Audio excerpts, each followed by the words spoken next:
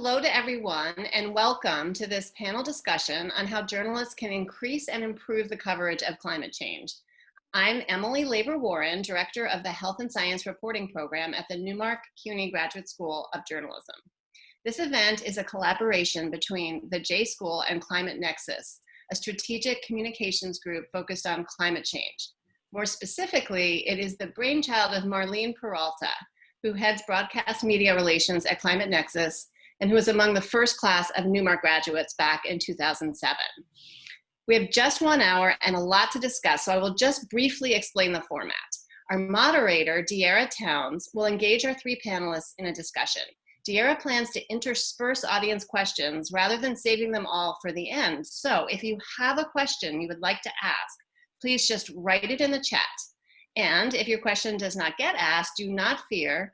Marlene intends to follow up with everyone by email to continue the conversation.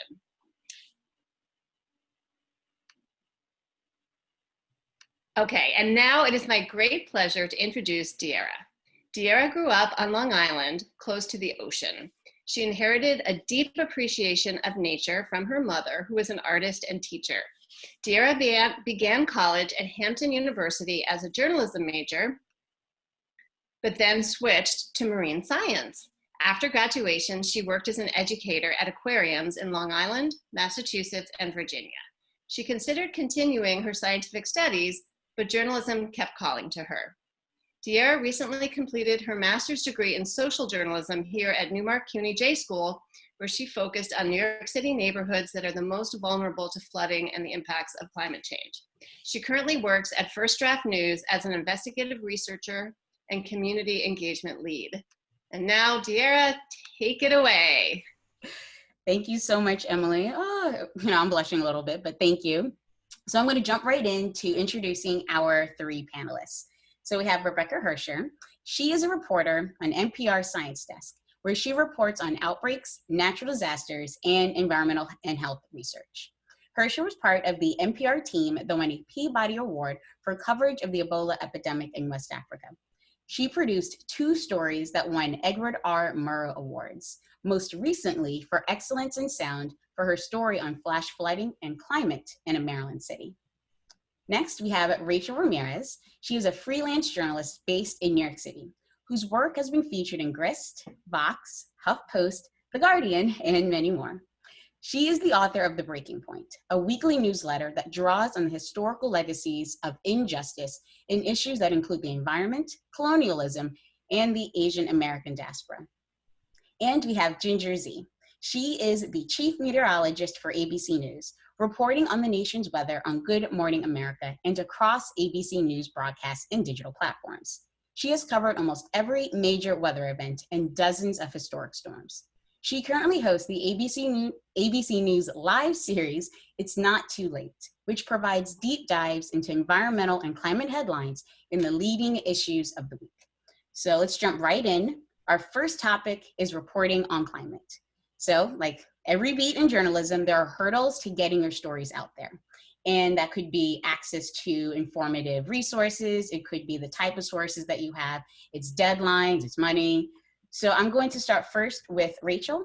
And I want to know first, as a freelance journalist, because a lot of your work is featured in a variety of publications, what would you say is your biggest challenge when it comes to reporting effectively on climate? Yeah, so I was lucky enough to have a fellowship at Grist, which, by the way, they're also hiring for fellows for news and environmental justice. And I was an environmental justice fellow, and I kind of had my first break at Grist covering the intersection of climate and race. And so I kind of had this like slew of stories to begin with. And so I've, grown my experience when it comes to pitching stories to my editors, which had, evolved and transferred over to pitching stories to outlets like HuffPost, The Guardian, and that sort of created that pipeline and established my credibility, whether it's on Twitter or whatnot. For example, the story that I'm working on with HuffPost, they actually reached out to me on Twitter and kind of building my presence on Twitter and how I've been covering the issues between extreme heat and redlining, or climate gentrification in Miami, or whether it's covering Cancer Alley in Louisiana. They've been a fan of my reporting, and they've seen how I cover things, whether on the ground or even during the pandemic when it's virtual.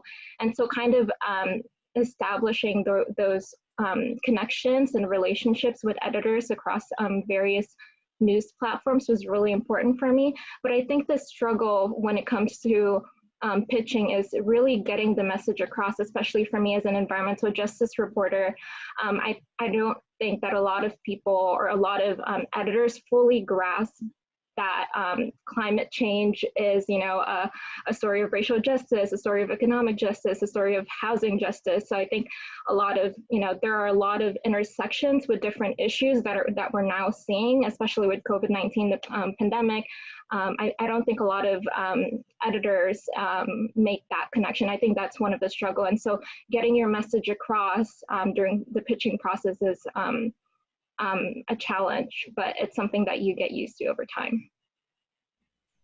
Yeah, and that brings me into like a really big critical issue is trying to effectively communicate your reporting to a broader audience, which brings me to Ginger. As the chief meteorologist at ABC News, your audience is basically the nation. So when it comes to communicating scientific terms, especially with your knowledgeable expertise in this area, what have been the challenges for you trying to get these scientific terms across to a very general audience?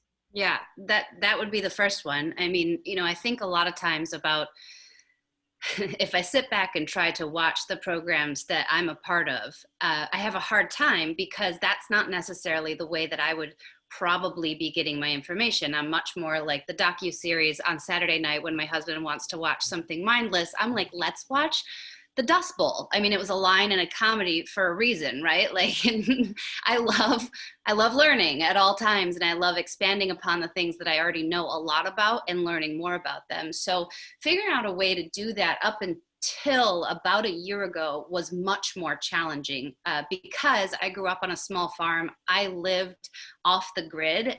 So growing up, it was just a part of who I was. In every job I've had from all the 5 different TV markets, which I didn't intend to be in, by the way, I went to school to be a meteorologist only, to storm chase. And then, I don't know, but I'm here. It all kind of happened.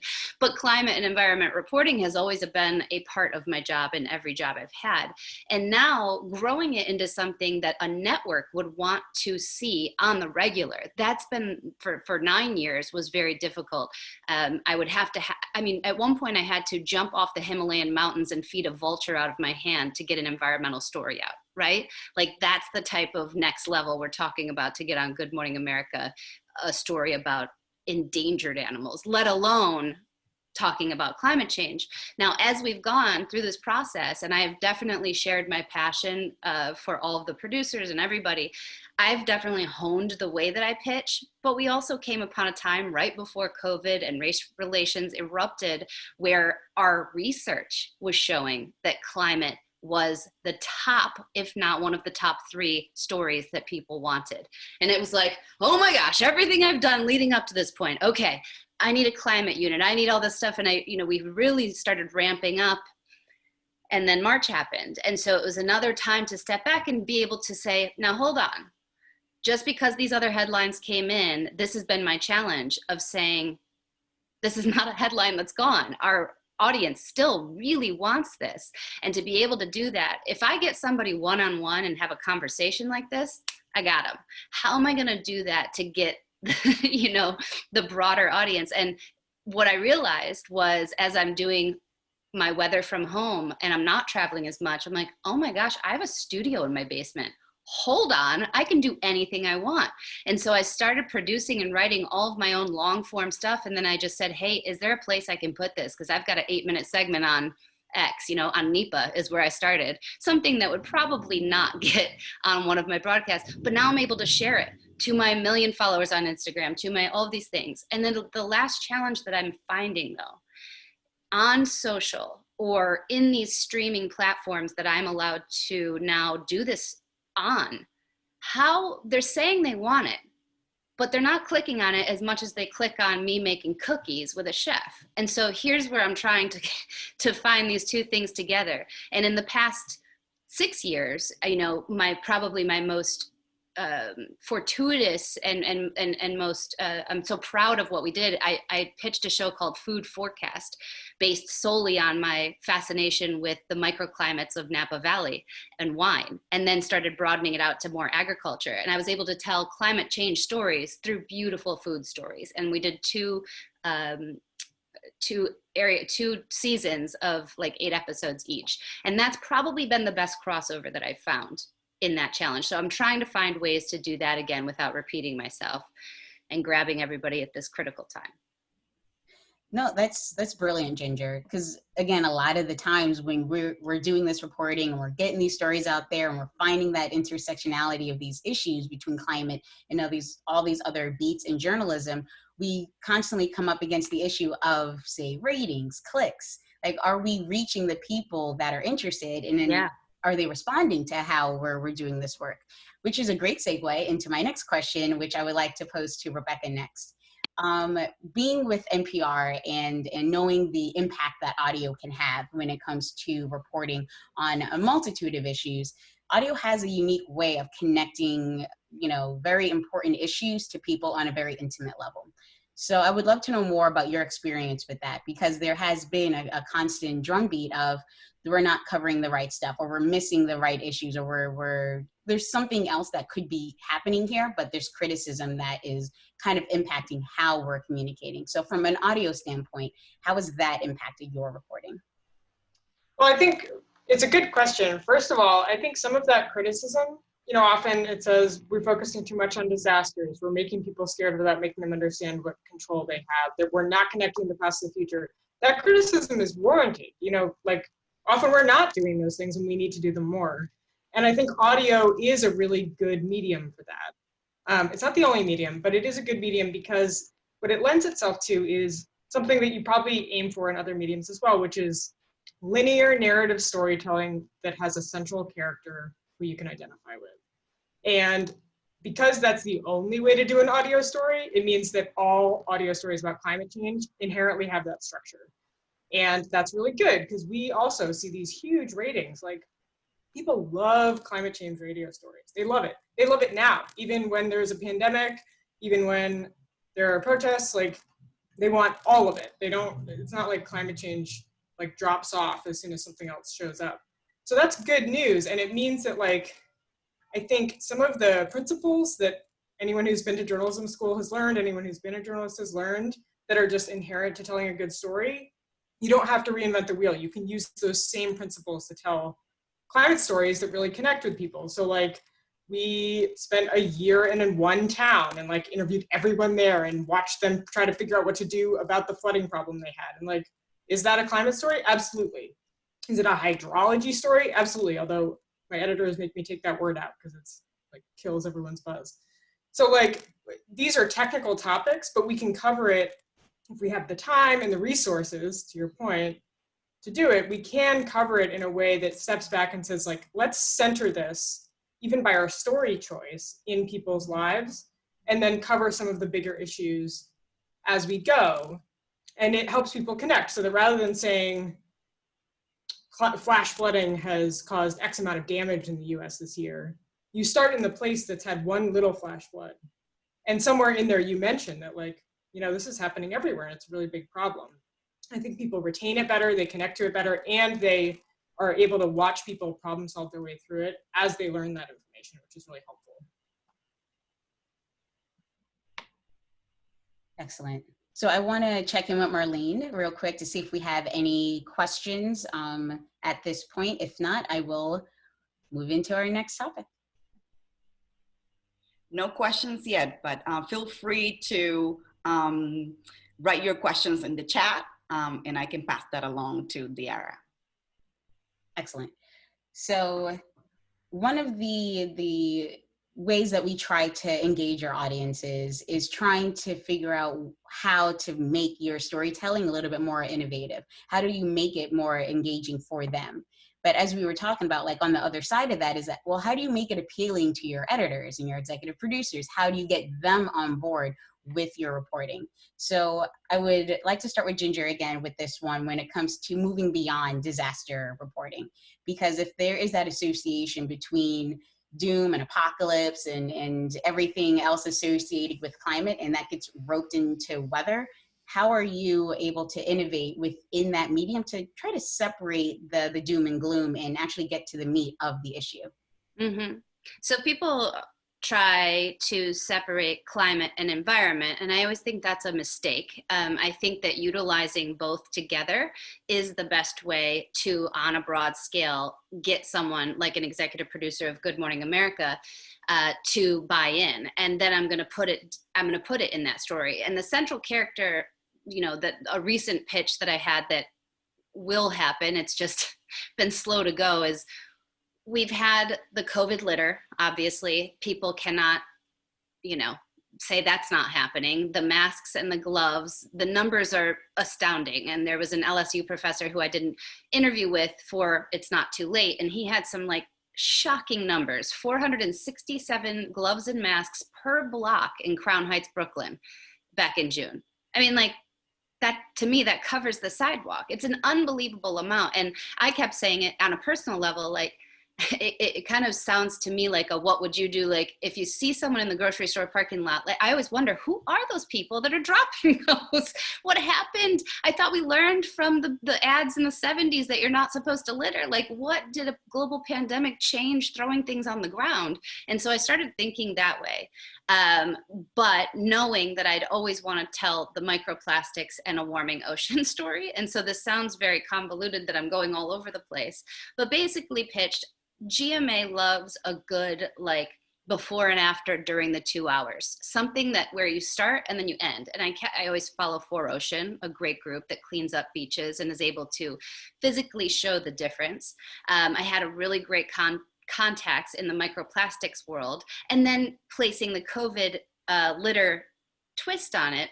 When it gets to the point where we can safely go to a beach and stay 6 feet apart and wear masks and clean X beach in Long Island and come away with this, you know, environmental story, there's a much deeper story about the microplastics, about the warming ocean. And I have it all ready to go. I have it set. And I think that that's the type. Now, going off of that, the nice part is I have all these great platforms. And so I'm now going all the way through Disney Plus and Nat Geo and all these partners we have where I can expand upon this and look at kind of a longer form, you know, arms of the story. And so everything I'm doing, I'm realizing it's going to have a place. And I think at the end, and I guess this is where I'm getting with it, and hopefully you've had it with me, it's patience, right? It's finding and waiting for that. And when it clicks, it clicks. And I'll just leave one more that I'm ready to do. And I think this one's going to happen in about a month. So my mom, growing up, she's worked 2 jobs my whole life because her dream has been to have a house on Lake Michigan, like on the actual Lake Michigan. 2 years ago, she bought that house and she finally did it. She's 66 years old. She, you know, she's not retiring anytime soon because of it, but she did it. Have you seen Lake Michigan? It has had some pretty enormous erosion problems the last 2 years. Her house is on the edge of falling in. It is on that critical layer. The 5 wettest years on record, the most storm activity, the least evaporation, which speaks the most to a warming climate. She's living that personal story. I'm living that personal story, watching my mom about to lose her dream house, other people's 5-generation homes falling into the lakes. This is not just where Ginger grew up and her mom. This goes all the way through all the Great Lakes, which reached their highest levels in 150 years of reporting. And so we're going to be able to tell this story with Nat Geo explorers who have been kind of showcasing the jewels that are the Great Lakes. And on a microclimate, it's not that micro, but on a microclimate, how much that microclimate mirrors and emphasizes what's happening on the macro. And that's what I studied. I mean, in school, I went, through a whole semester of something called boundary layer meteorology, where we saw how microclimate of Joliet, Illinois invited more tornadic activity. And that was a proven fact. And I always think that's how I explain. We changed the surface of the earth, we have changed it, and now we're gonna make it macro. So I'm gonna be able to tell that story soon too. And speaking of, I do think it helps when you do have that personal touch, because I'm going to be standing on my mom's deck looking down, 100 feet and saying, she lost 100 yards of beach in 1 year. It's unbelievable, and it's never been seen in our time. So, thank you for sharing that personal story. And it does build me into the next question, which I want to pivot towards Rachel now. When you are out here trying to report these personal stories, there are a lot of times where that might come up against your objective approach to reporting, because you are telling personal stories. There are people who live here, and this is their daily life now. And as an engagement journalist, one of the things that I always value is understanding that difference between, say, audience and community. Because your audience are, your readers, your watchers, your listeners. Your community is who's actually impacted by your reporting. So as a freelance journalist who's focused on reporting on vulnerable communities, how are you approaching that objectivity versus advocacy journalism? And if you don't see this as advocacy journalism, how would you describe it? Yeah, so one of my favorite journalists or heroes, who many of you probably know, is Maria Reza, also a fellow Filipino journalist. And one of the things that she said is, in the battle for truth, journalism is activism. And I think it's never been more relevant at a time when, the Trump administration is attacking journalists or the press, discrediting science, removing the words climate change and policies, or taking advantage of the pandemic to overhaul critical environmental regulations that is meant to protect communities, especially low-income communities of color.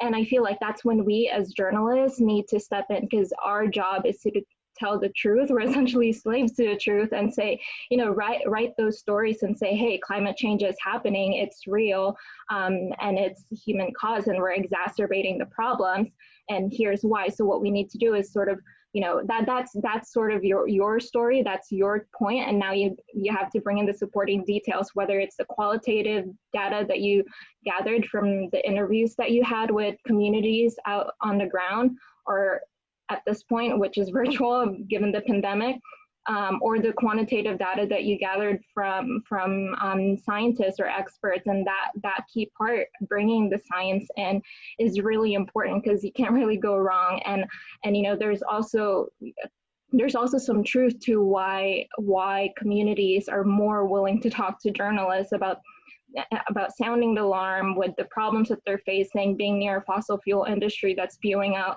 tons of greenhouse gas emissions, than the fossil fuel executives who aren't responding to calls from the press and journalists and trying to greenwash their way into telling the truth, or into presenting themselves as quote unquote renewable energy, when really they're emitting more greenhouse gas emissions. So one of the things that I've been following throughout my reporting was, as I mentioned earlier, the Cancer Alley in Louisiana, which has seen a rise in COVID-19 cases since March. And so one of the things that's been going on in this one specific parish in St. James Parish is this $9.4 billion petrochemical facility is still about to set up shop in this predominantly Black neighborhood in St. James Parish in the middle of the pandemic, while they're facing high mortality rates in that one area. And as we know, in the beginning of the pandemic, there was this Harvard study that links an increase in PM2.5, or a fine particulate matter, suggesting an increase in mortality rate or severe COVID-19 outcomes. So a higher rate of pollution could lead to higher COVID-19 vulnerabilities. So that sort of double whammy for a predominantly African-American community that's facing high rates of asthma and other respiratory illnesses and cancer, and that overlap with COVID-19, and a new petrochemical facility about to add to this like constellation of industrial facilities in that area is really this double whammy. So what you have to do is really, you know, connect with the communities, listen to them. And, you know, it's different now that we're all virtual. And one of the things that I do is really joining Facebook groups. I really take advantage of social media. I join Facebook groups, text people, and, you know, ask questions and crowdsource for questions. So yeah, hopefully I answered your question. No, 100%. It is about like building that collaborative network and understanding who it is that your reporting is serving and making sure that those voices are being heard. Because unfortunately, in this day and age, and with this particular administration, relying on, you know, data and policies from government institutions that aren't necessarily relying on data, it gets difficult to really have that equivalent voice, that fair and balanced approach to reporting.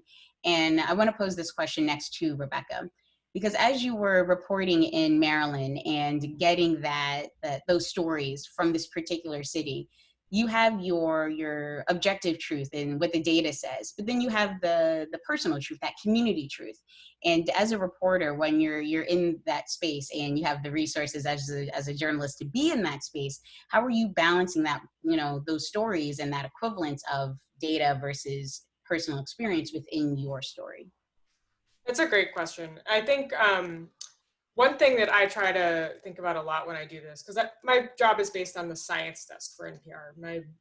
My purview is supposed to be starting from the science and going from there. And so if you show up in a place and you're talking to people about how the reality of the world, which is what science is describing, is affecting their lives, you end up with two pots. You end up with a pot of information that is, what do we know about what is happening here? What do scientists and people who are studying the reality of the physical space tell us about what's happening? And then we have the feelings that elicits in the people who are affected. And rather than putting those in opposition or using a lot of but sentences, you know, it's flooding, but people say they don't want to move, we can connect them and say that both are true. Like, it's flooding and people don't want to move, right? And both things, because both things are true. Like, we don't need to pretend that it's one or the other, because at the end of the day, the people who are being affected need to deal with it. They're living with it. And so we as journalists, I think, just the words we choose and the way we frame the stories can help like chip away at the idea that we have to pick how we feel or the thing that seems to be in opposition to it that's a fact. And instead, let us have a little bit more control over how we react to the things that are happening to us. Amazing response, because even for myself as a student journalist trying to go into the Rockaways and understand those stories, it was always that foundational, well, actually, this is how the government responded. This is how they said that they approached the situation. But on the other side of that is, well, this is what we experienced. And I want to now pose this question to Ginger. When it comes to your experience as a scientist and knowing that that is your foundation, that it is based on the facts, how are you approaching your own individual reporting when it comes to, you know, like I said, staying objective and maintaining that conclusion that this is what the science is, when you do have on the other side this audience, a national audience that may not necessarily be as receptive to it? It's interesting because I always, when I was at local stations, I noticed a lot, especially on the network, that there was not a commitment to accuracy when it came to meteorology, and that they would say things and it was like, well, that's just like not true at all. And so when I started at ABC, the president at the time, but the day he hired me, he said, what would you do different? And I told him that I would storm chase and that I would be there before to warn, because that's our science is already at that point, especially in large tornado outbreaks. And then I would be there during the storm to have unbelievable video and potentially great stories and maybe even data that we could do with some of my, colleagues that I had in school, and now they're working for different research universities and research stuff. And then and then afterward, we would tell the stories like they always had. And I always felt like they were damage chasing, but also just like outright scientifically lying. I mean, they would use the word severe, which has an actual definition, and it would be the wrong place or blizzard, or like very, very simple things that I found to be alarming because the atmosphere can't sue them, right? There is no legal and standards. And actually, when I first took over as the chief meteorologist, I got a call from our legal and standards. They said, we'd like to talk to you and the couple of meteorologists that you hired as producers. We're concerned about where you're getting your information. And we were like, wait, what? And they said, we're concerned. Now, where are you? You're not sourcing that. And we were like, oh, no. We know that. So we went to school for it, and they just had never done it before. And I always try to remind myself how far we've come even from that point. I am such an accuracy police. I'm known as that. Like, you are not allowed to call a tropical storm when it's not a tropical storm yet. You're not allowed, like very simple. But also I look at that with the climate reporting, and I am probably the most conservative when it comes to science. If there are only 2 theories about how a jet stream works and cuts off hurricanes, I'm going to have another voice say that. I won't necessarily say it, but I will be having someone say that. When we're talking about prolonged drought and the impact on wildfire, I have no problem just unequivocally saying that is impacting the wildfires, number of wildfires, severity of wildfires, and that type of thing.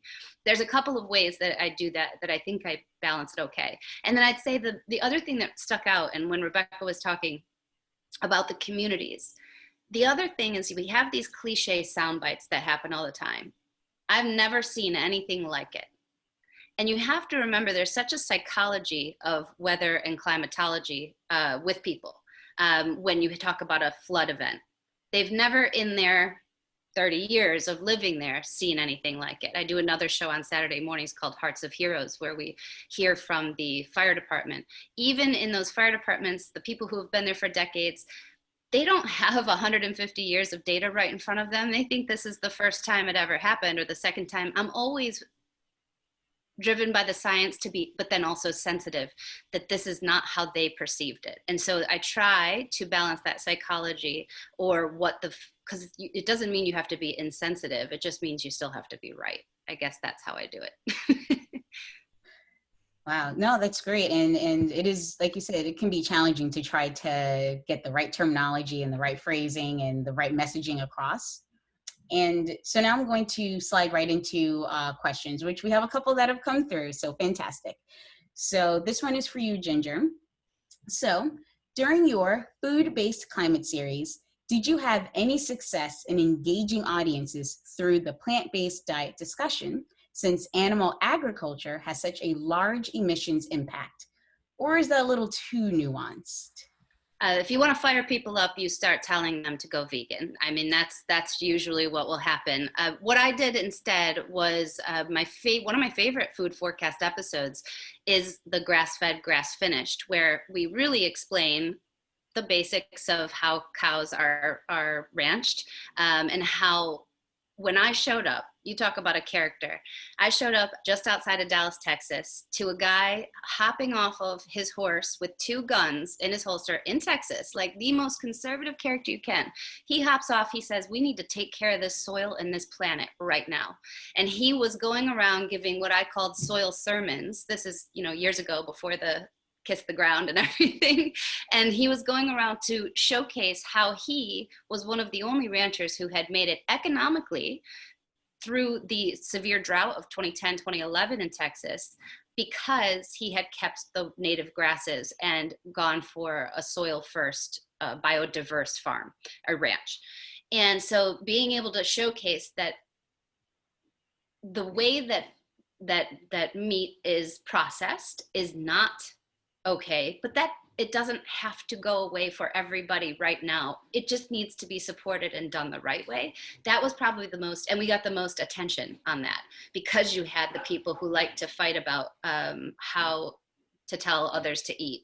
And I was like, okay, well, how about we don't tell you what to eat? How about we tell you if you're gonna eat it?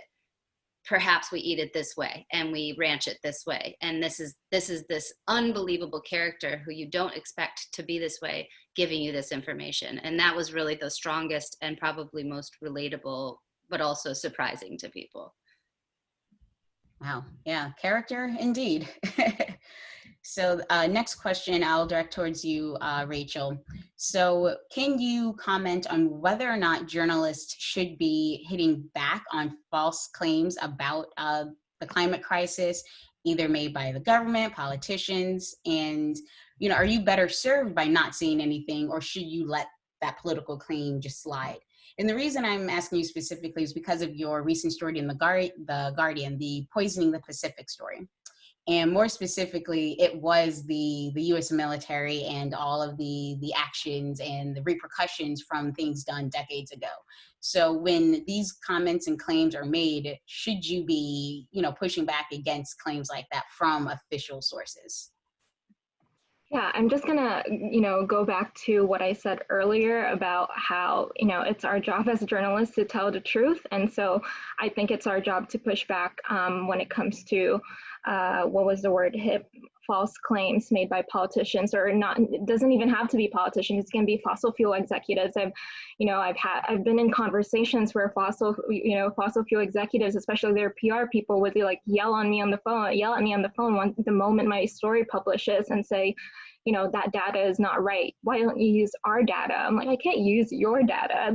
So it's one of those things. And that specific story that Diera mentioned, which is the Poisoning the Pacific, I wrote about. So a little backstory is that I was born and raised in Saipan, Northern Mariana Islands. So that's north of Guam. It is a U.S. territory. Anyone born there are U.S. citizens. And so that's one thing that a lot of people don't know, but we don't have the same constitutional rights as people on the mainland. So people in those islands can't vote, but they can serve in the military. But one of the things that a lot of people don't know is that the Pentagon, the Department of Defense, or the US military is actually one of the biggest greenhouse gas polluters of any government agency in the planet. And you can also fact check me on that.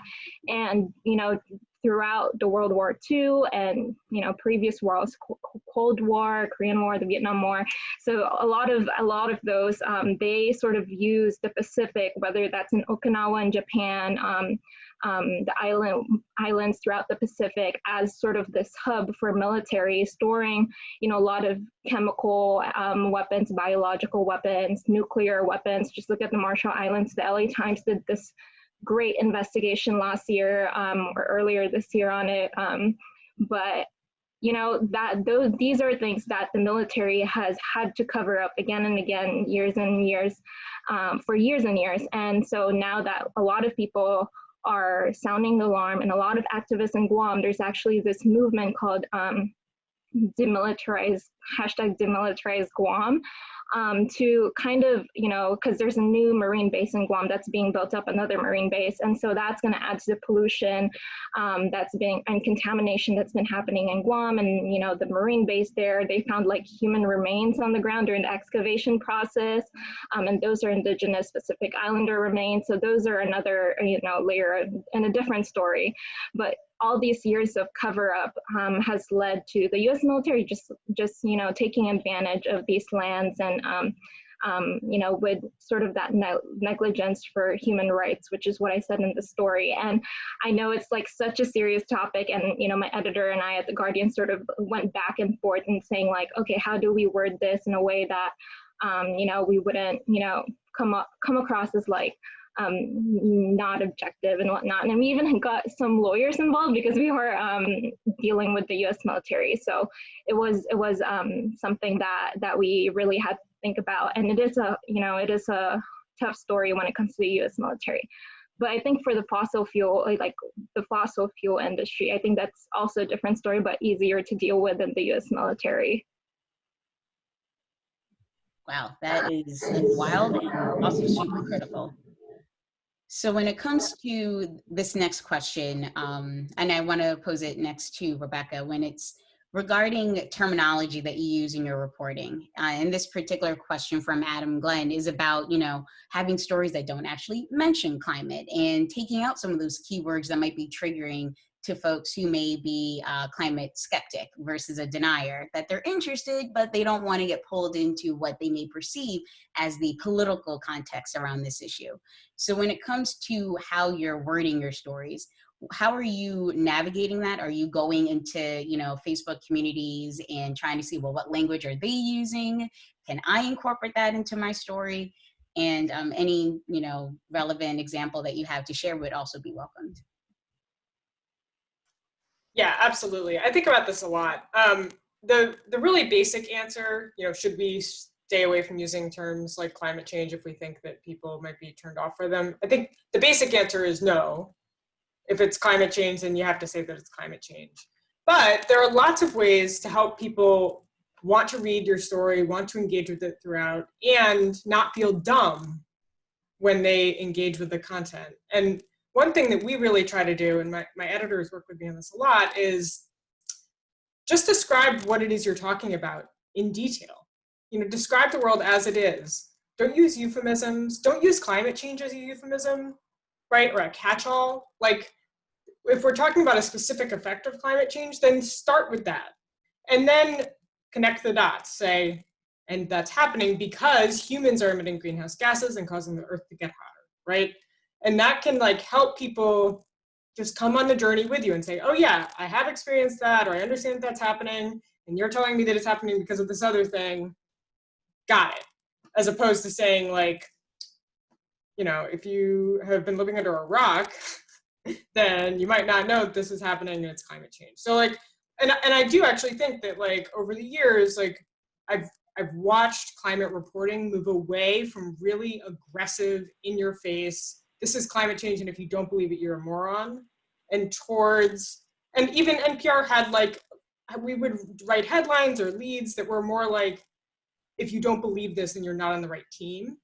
And we've moved towards more of a this is self-evident, it's happening, we're describing it as it is, and here are the details, because you're probably interested if you know that. And I will say, I do travel all over the country. I talk to a lot of people about what's happening. And I have found that most people are really open to the term climate change as long as you present it in context. If you lead with it out of context, people can get a little bit thorny, but yeah. Yes, I 100% agree. With my background in misinformation research, one of the important tenets when it comes to responsibly reporting on misinformation, when you're seeing, some curious items out there on the internet that we know is not true, it's not then reporting, wow, look what all these folks believe. You don't want to, use derogatory language because it is a turnoff for people.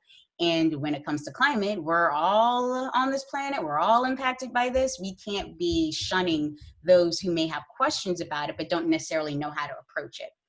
Which does bring me into my next topic, which is on the impacts of the coronavirus. Because as Ginger was saying before, we didn't necessarily have the foundational units and teams that were focused on climate. We know that there were stories that were being produced, that there were efforts, say, by The Nation and the Columbia Journalism Review of trying to get more climate stories out there at the forefront of reporting. And we know 2019 was popping for climate activism. So now that we're in 2020, and as you said, Ginger, we hit March and it was just a blockage of our reporting. How are you guys responding to this impact, the inability to get out there and to snag those stories? And I want to start with you, Rachel, because as a freelance journalist, a lot of your work may very well depend on said access. And if you're not able to get there and build those connections, how have you been able to pivot your reporting style to this? Yeah, so one of the downsides of the pandemic is obviously getting to report on the ground, but I actually, saw this as, I don't want to say opportunity, but sort of a way in to amplify environmental justice issues, because like I said in the beginning of the pandemic, or sort of in April, the Harvard study that came out on an increase of PM 2.5 suggests a link in an increase in high COVID-19 mortality rate.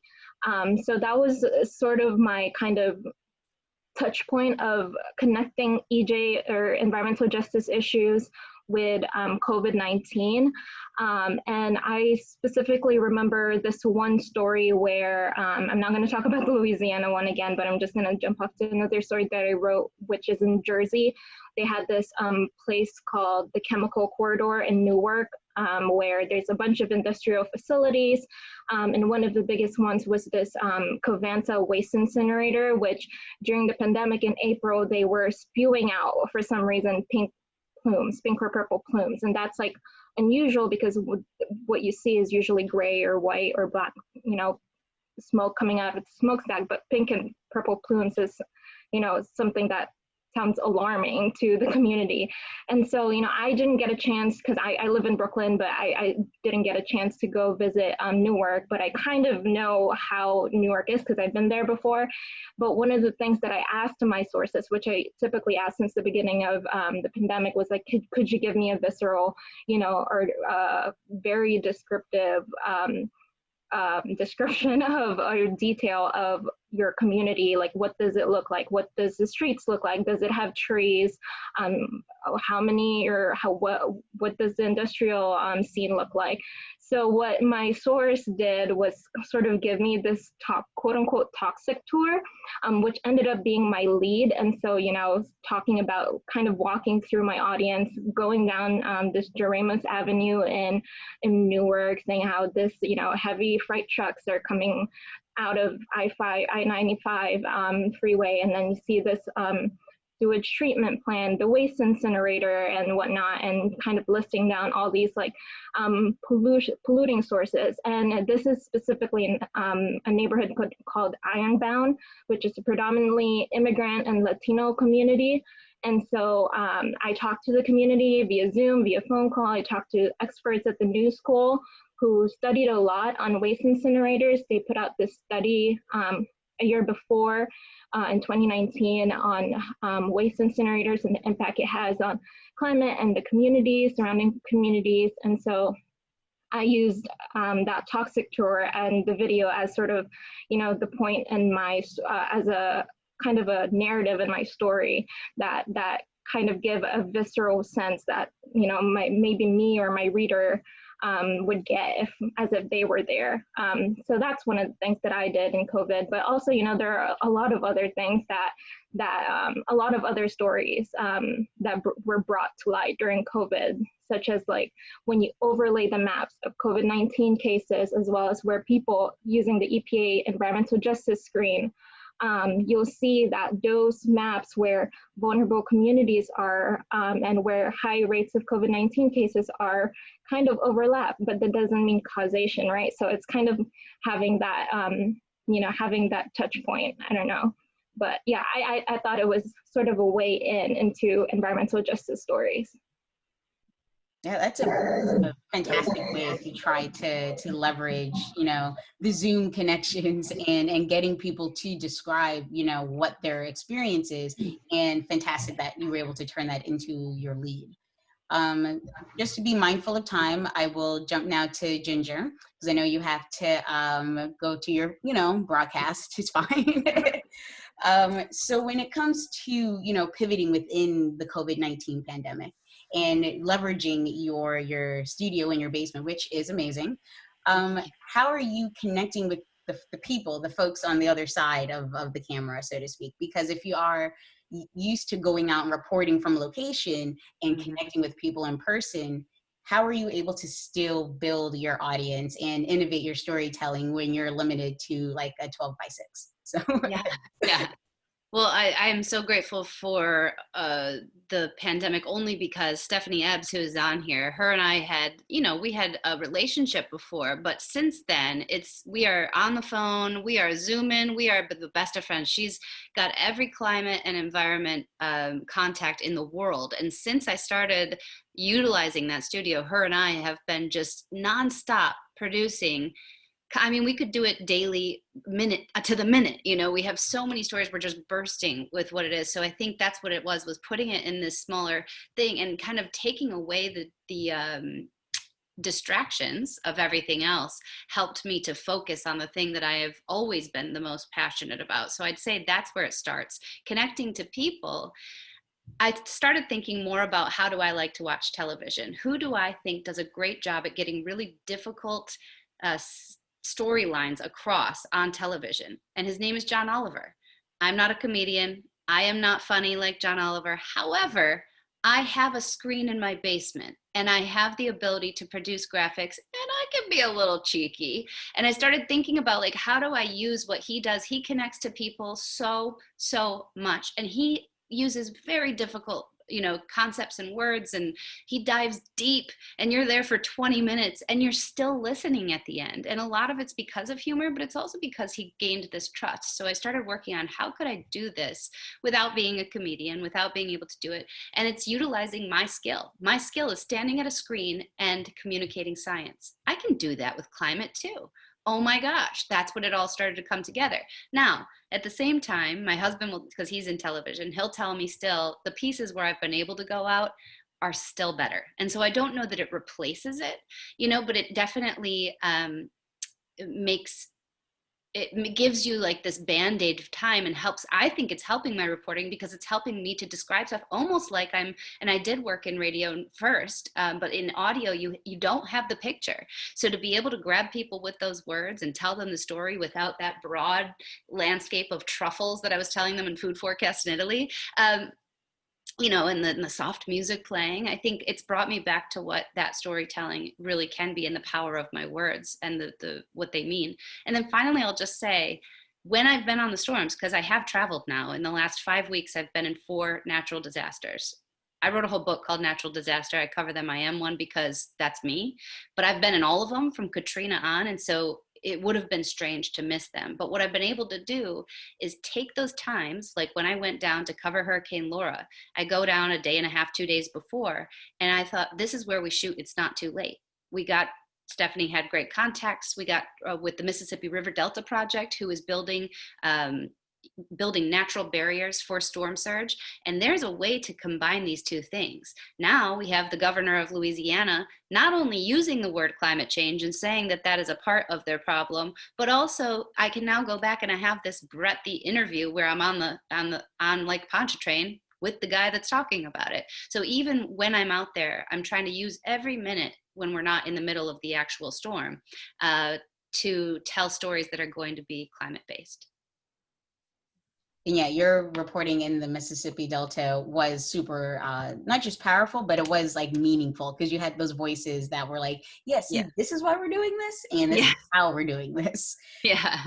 All right. So All right. Thank you guys so much. I'm so sorry I have to jump off. Not to worry. Thank you so much for taking the time, everybody. Ginger. Thank you. Ginger. Excellent. So we have in our last 7 minutes, we're going to do open questions. And if we don't have one already queued up, Marlene, then I will ask Rachel and Rebecca to provide their 2 top tips for young reporters who are interested in reporting on climate, journalists who are perhaps in another beat and would like to incorporate climate, and then those who are climate journalists now, whether they are in digital or in broadcast. And let me pop into the chat box. Okay, we will start with the lightning round. So Rachel, if you would like to start, your top tips for those who are freelancers, whether in the field, young or curious and interested. I think my inbox in my email is filled with newsletters and just news alerts, and I think that's the top thing that I would suggest is sign up for all the Climate Nexus is a really good source.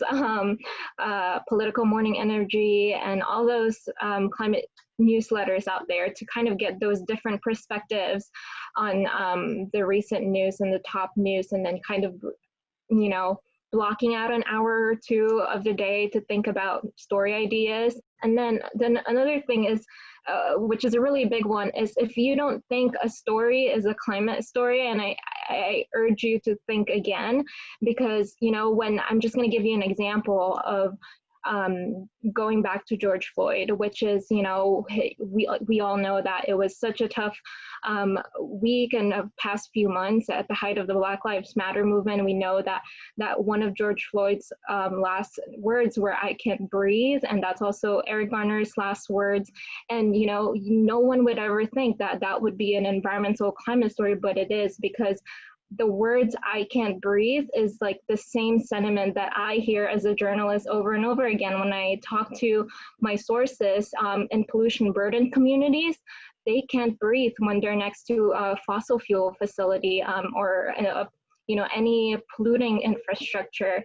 And that's a story in and of itself. You can talk about the everyday violence that Black people face all the time, and environmental justice is one of them, because of redlining, because of urban renewal, because of all these historical legacies of injustice, racist city planning policies that sort of affect how extreme heat is sort of distributed in cities nowadays, because of, you know, formerly red line neighborhoods are facing much more extreme heat than the rest of the city, or, you know, climate gentrification, where people are now seeing value in formerly red line neighborhoods and seeing that, hey, sea levels are rising, we need to move out of the coast and move into these neighborhoods. And so, or when an urban green space is being built and we see all those community investments popping up, that is a climate story, that is an environmental justice story.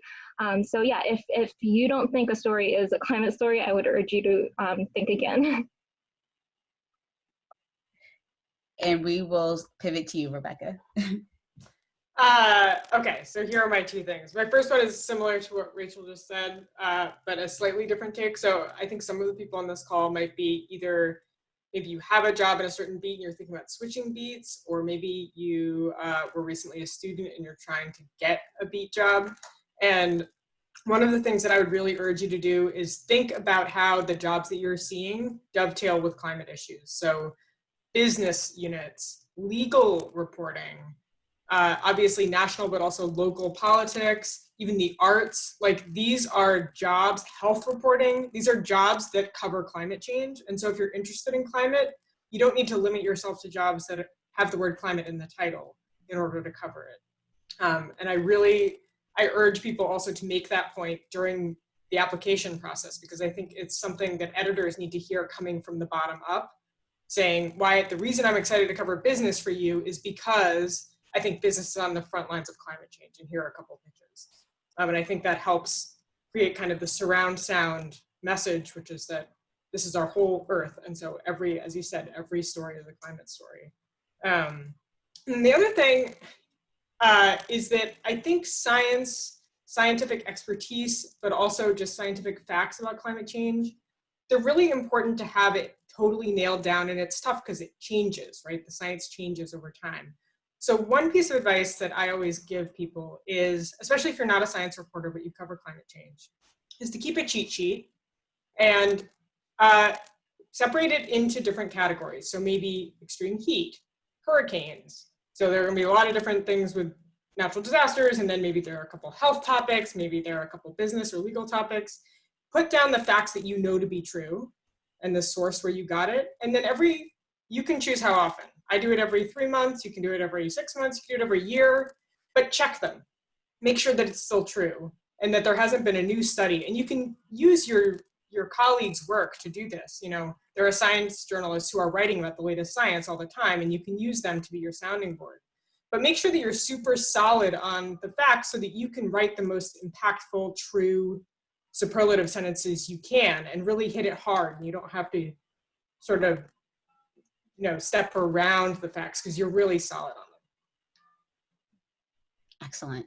And I agree. Every story is definitely a climate story. And we'll take one last question from the audience, which I think is a critical one. How does solutions-based journalism factor into your work, if at all? And I know for Rachel, this may apply a little bit more because of how you work with vulnerable communities. And after that, we will conclude.